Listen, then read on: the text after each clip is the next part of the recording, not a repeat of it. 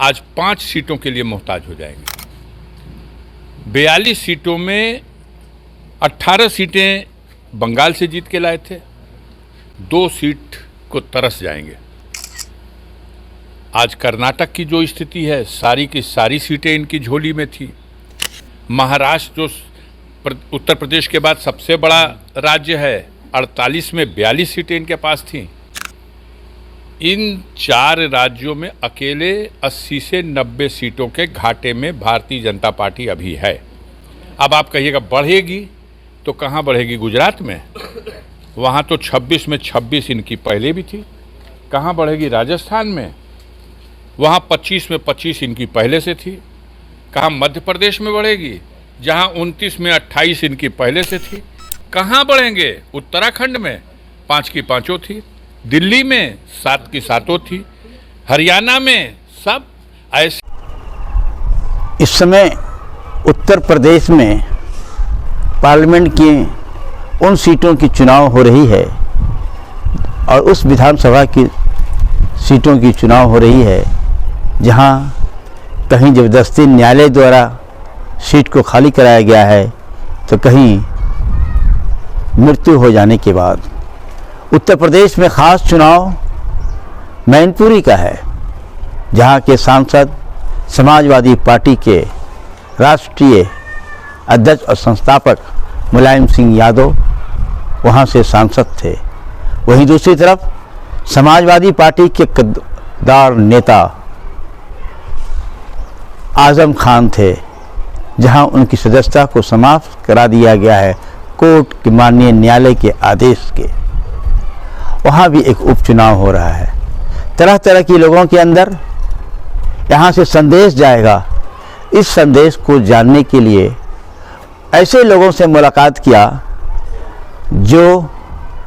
जिनकी बातें राजनीति में सच्ची साबित होती है, क्योंकि ज़मीनी स्तर के वो नेता हैं और वो नाम है अफजाल अंसारी।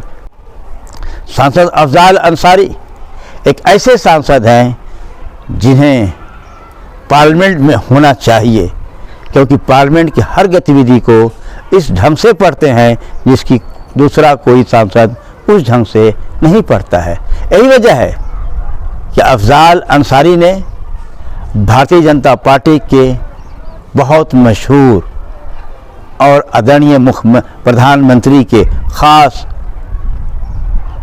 मनोज सिन्हा को 2 बार काफ़ी वोटों से हरा करके, लहर में हरा करके एक क्रांति पैदा कर दिया।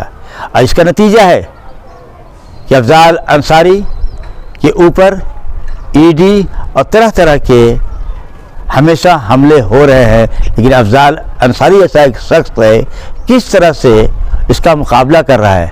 आप देखिए, 19 नवंबर के रात के करीब उन्हें मेल से सूचना दी जाती है कि 20 तारीख को आपको हाजिर होना है। एक सांसद को सूचना दी जा रही है कि 20 तारीख को हाजिर होना है। क्या उसके क्षेत्र में कोई कार्यक्रम नहीं होगा? जबकि छुट्टियों में अक्सर सांसद, एमएलए, विधायक अपने कार्यक्रम रखते हैं। इसका कोई ध्यान नहीं रखा गया। अफजाल अंसारी ने सुबह जब देखा कि ईडी का नोटिस आया हुआ है, क्योंकि अफजाल अंसारी ने 4 बहुत बड़े कार्यक्रम लगा चुके थे अपने क्षेत्र में।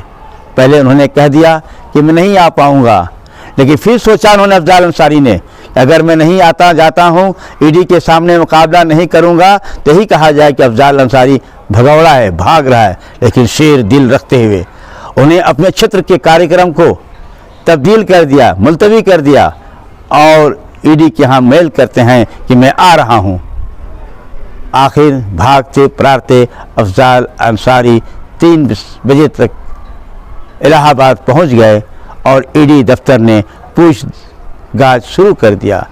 लगभग 1 बजे के बाद उन्हें छोड़ा गया। फिर सोचिए आप, 20 तारीख को उनसे पूछताछ की जा रही है और 21 तारीख को एमपी और एमएलए कोर्ट में उन्हें पहुंचना भी है। रात की नींद हराम, सुबह फिर 10 बजे कोर्ट पहुंच जाते हैं और कोर्ट पहुंचने के बाद अफजाल अंसारी ने जो बातें रखी हैं ये बहुत ही महत्वपूर्ण है। सवाल रखा गया कि मैनपुरी के चुनाव पे जो समाजवादी पार्टी चुनाव लड़ रही है और ये जो चुनाव हो रहे हैं इस पे आपके क्या विचार है, देखिए क्या बोलते हैं। बाकी जो संघर्ष हो रहा है उसमें जो देखने को आ रहा है पलड़ा भारी है।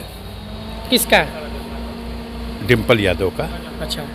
अफजाल अंसारी से जब पूछा जाता है कि समाजवादी पार्टी के साथ रहने वाले और भारतीय जनता पार्टी का बुरी तरह से फजियत करने वाले ओम प्रकाश राजभर के ऊपर जब सवाल किया जाता है तब अफजाल अंसारी साफ लफ्ज़ों में कहते हैं कि ओम प्रकाश राजभर ज़मीनी स्तर का नेता है और ज़मीन के उन सवालों को रखने वाले नेता हैं जो आज तक दूसरे नेता इस बात को रखने में अपने आप को नहीं रख पा रहे हैं। क्या वो जिस समाज से ओम प्रकाश राजभर अपने आप को प्रस्तुत करते हैं उस समाज का नेता किसी भारतीय जनता पार्टी में मौजूद हैं? क्या इस बात को रख रहे हैं कि जातीय जनगणना होनी चाहिए, या जिन मसले को ओम प्रकाश राजभर रख रहे हैं भारतीय जनता पार्टी के साथ रहने वाले राजभर समाज के नेता उस सवाल को रख पाते हैं? नहीं रख पाते हैं। यही सवाल रखते हैं ओम प्रकाश राजभर। इसलिए ओम प्रकाश राजभर के साथ अफजाल अंसारी ने कदम से कदम मिलाकर चलने वाले हैं, अच्छी तरह जानते हैं। इसलिए क्या कहते हैं आप खुद सुनिए। वो आप किस प्रसंग पर क्या पूछते हैं और वो क्या कहते हैं, ये उस अवसर पर क्या मुद्दा था इस पर निर्भर करता है। जहाँ तक सवाल है, ओम प्रकाश राजभर एक ज़मीनी नेता हैं और समाज के सबसे उपेक्षित वर्ग के उसका नेतृत्व करते हैं। और न सिर्फ राजभर जाति के बल्कि समाज में सभी दबे कुचले लोग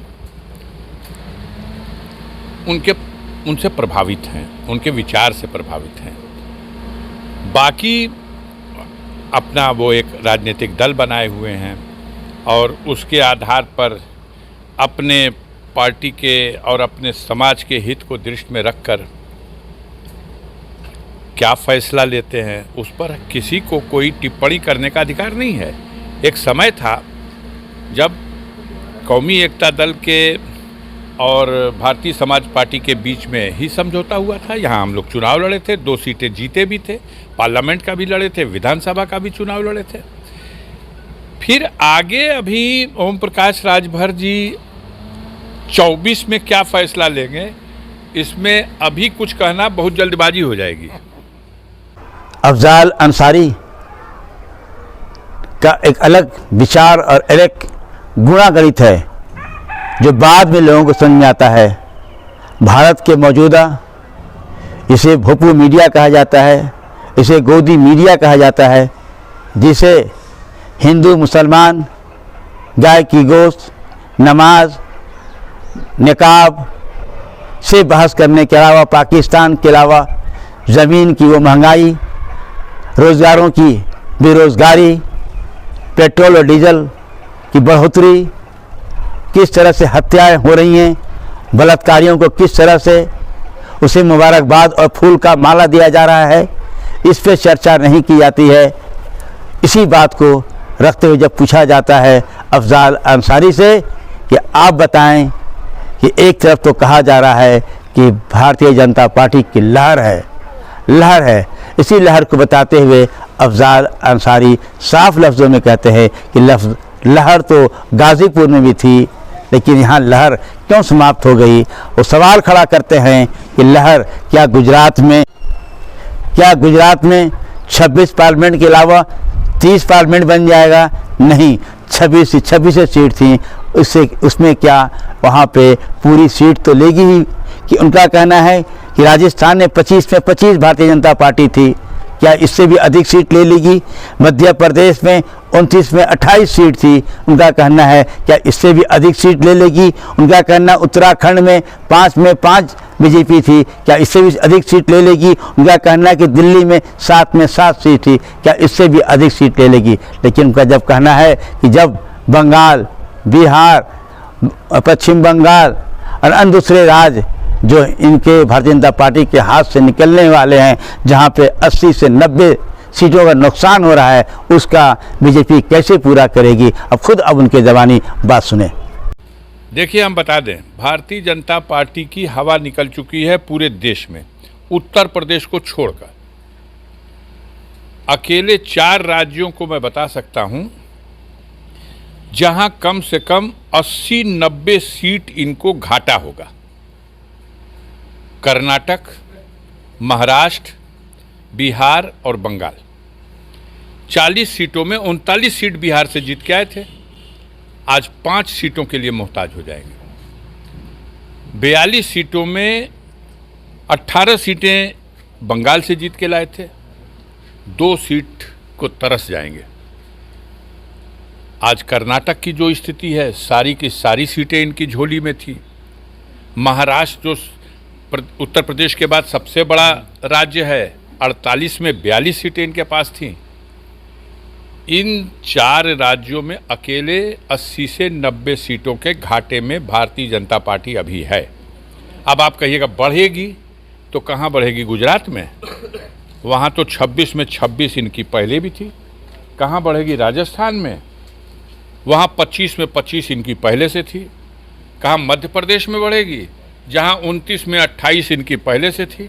कहाँ बढ़ेंगे? उत्तराखंड में 5 की 5 थी, दिल्ली में 7 की 7 थी, हरियाणा में। सब ऐसे स्कोर हैं कि वहाँ बढ़ने की गुंजाइश नहीं, गुब्बारा फट जाएगा।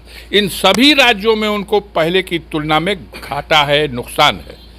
उत्तर प्रदेश अभी हम नहीं कहेंगे। उत्तर प्रदेश में आज की डेट में देखा जाए तो भारतीय जनता पार्टी के लोग मानने को तैयार नहीं हैं, और मैं भी कह देता हूं कि इस बार ये लोग उत्तर प्रदेश में अभी 80 में 81 सीट जीत रहे हैं। लेकिन 2024 आते आते यहाँ भी माहौल बदलेगा, और ऐसा बदलेगा कि नतीजा आश्चर्यजनक होगा।